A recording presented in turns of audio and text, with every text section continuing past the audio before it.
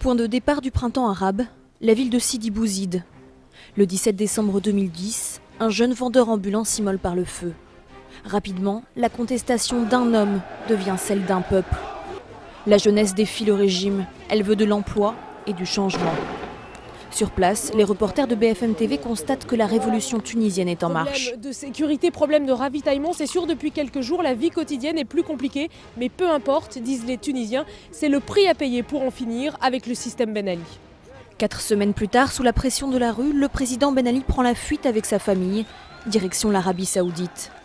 Un gouvernement de transition est mis en place, mais pour les Tunisiens, rien n'a changé. Les manifestations reprennent de plus belle et en face, l'armée répond violemment. Dans les ruelles de Tunis, nos journalistes doivent se mettre à couvert.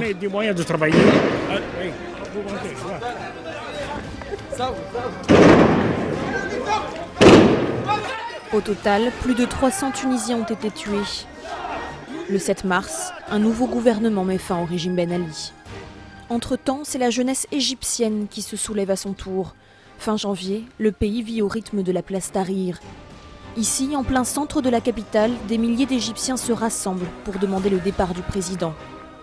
BFM TV est au milieu de la foule. Alors que les manifestants s'en prennent maintenant aux voitures calcinées de la police, eh bien, ces manifestants justement entendent rester ici encore longtemps. Ils veulent faire entendre leur voix pour notamment demander la destitution du président Moubarak. Si ça prend des jours, eh bien ça prendra des jours, nous disent notamment les blogueurs et les manifestants ici dans les rues du Caire.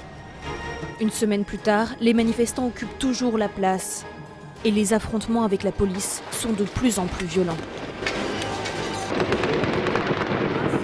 De ce qui s'est passé pendant une semaine, c'est-à-dire donc évidemment des manifestations qui étaient pacifiques et surtout des manifestants eux-mêmes qui réclamaient simplement plus de démocratie.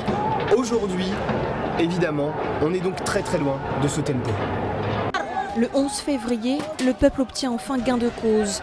Après 30 ans de règne, Hosni Moubarak abandonne son poste de président. C'est l'armée qui prend les commandes du pays.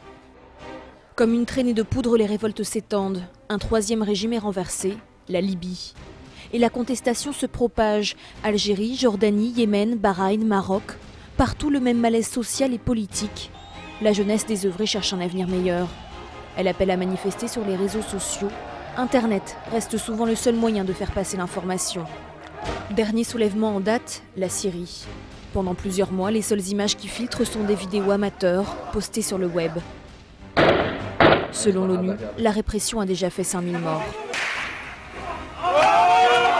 La communauté internationale tente, en vain, de faire pression sur Bachar el-Assad.